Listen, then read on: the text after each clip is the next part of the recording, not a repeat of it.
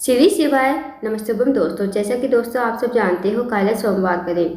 बस दोस्तों आपको 11 हरे मूंग के दाने से अचूक उपाय करना है।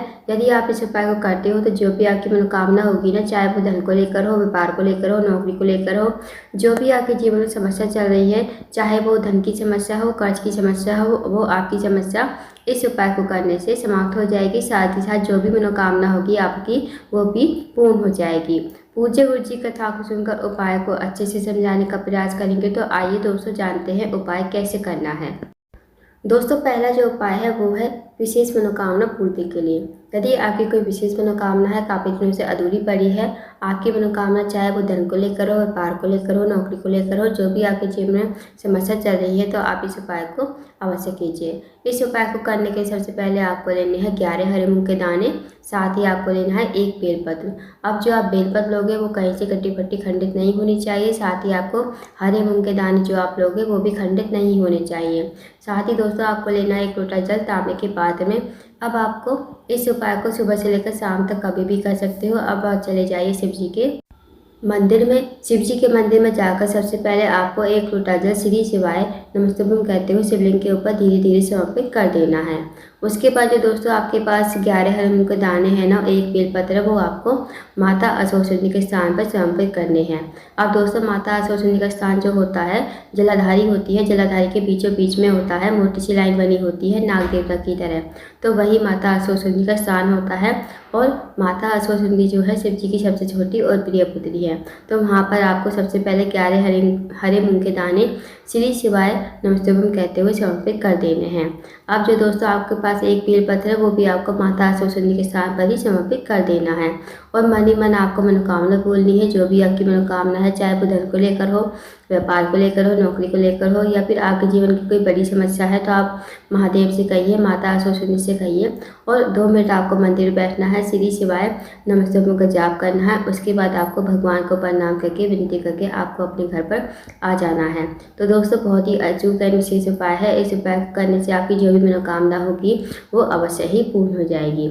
तो इस विशेष उपाय को अवश्य कीजिएगा। अब जानते हैं दोस्तों अगले उपाय के बारे में।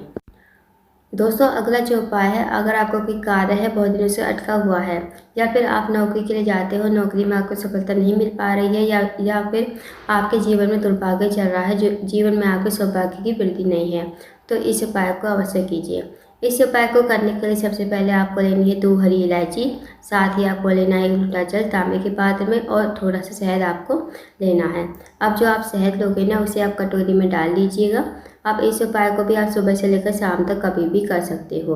अब आप चले जाइए शिव जी के मंदिर में। शिव जी के मंदिर में जाकर सबसे पहले आपको 1 लोटा जल शिवलिंग के ऊपर श्री शिवाय नमस्तुभम कहते हुए समर्पित कर देना है।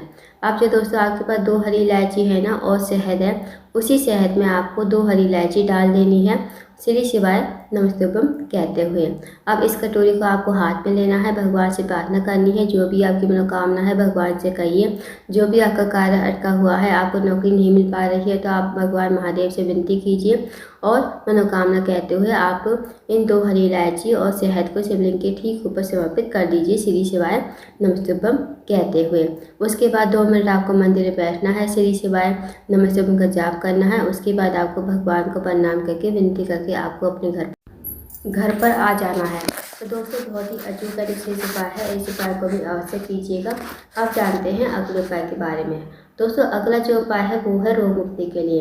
यदि आपके घर में कोई व्यक्ति काफ़ी दिनों से बीमार पड़ा है, उसकी जो बीमारी है ठीक होने का नाम ले रही है, तो इस उपाय को भी अवश्य कीजिए। इस उपाय को करने के लिए सबसे पहले आपको लेना है 1 लोटा जल, साथ ही आपको लेनी है 1 बेलपत्र। जो आप बेलपत्र लोगे ना, कहीं से कटी फटी और खंडित नहीं होनी चाहिए, इस बात का विशेष ध्यान रखना। इस उपाय को भी आप सुबह से लेकर शाम तक कभी भी कर सकते हो। अब आप चले जाइए शिव जी के मंदिर में। शिव जी के मंदिर में जाकर सबसे पहले आपको 1 लोटा जल शिवलिंग के ऊपर श्री शिवाय नमस्तुभम कहते हुए समर्पित कर देना है। उसके बाद जो दोस्तों आपके पास 1 बेलपत्र है ना, वो आप अपने सीधे हाथ की हथेली पर रखोगे, भगवान से प्रार्थना करोगे। जो रोगी व्यक्ति आपके घर में काफ़ी दिन से बीमार है, उसका नाम बोलोगे, गोत्र बोलोगे, और इस बेलपत्र को कुंदकेश्वर महादेव का नाम लेते हुए आपको शिवलिंग के ऊपर समर्पित कर देना है। उसके बाद आपको 2 मिनट मंदिर में बैठना है, श्री शिवाय नमस्तुभम का जाप करना है। उसके बाद जो आपने शिवलिंग के ऊपर बेल पर चढ़ाई थी ना, वो आपको भगवान से विनती करके औषधि के रूप में आपको अपने घर पर लेकर आनी है। इस बेलपत्र को घर पर लाकर उस रोगी व्यक्ति खिलाना है जो रोगी व्यक्ति आपके घर में काफ़ी दिनों से बीमार पड़ा है, उसकी बीमारी ठीक होने का नाम ले रही है। तो आप इस बेलपत्र को कुंडकेश्वर महादेव का नाम लेते हुए चबा चबा कर खाने को कहना है। यकीन मानिए दोस्तों, यदि आप इस उपाय को कर लेते हो सोमवार के दिन, तो जो भी आपकी विशेष मनोकामना होगी वो अवश्य ही पूर्ण हो जाएगी। तो इस उपाय को भी अवश्य कीजिएगा।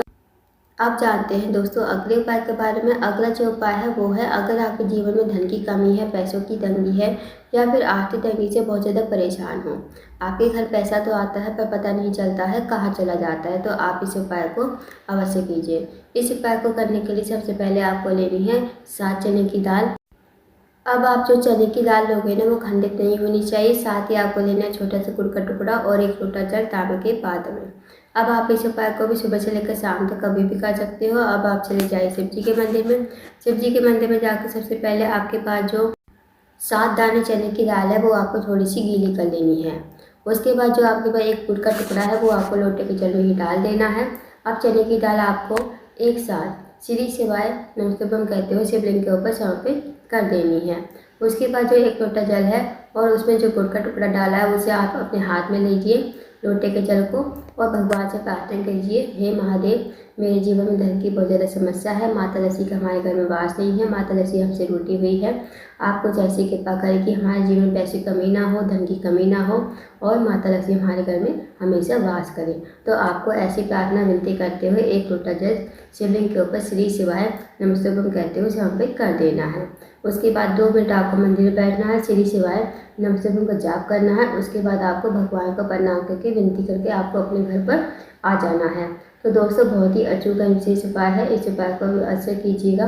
तो दोस्तों, ये थे कुछ विशेष उपाय जो आपको सोमवार के दिन करने हैं। इन उपाय को अवश्य कीजिएगा। अगर आपको जानकारी पसंद आई हो, वीडियो को लाइक करना, शेयर करना, चैनल को जरूर सब्सक्राइब करना, कमेंट बॉक्स में श्री शिवाय नमस्तुभ्यम और हर हर महादेव जरूर लिखना।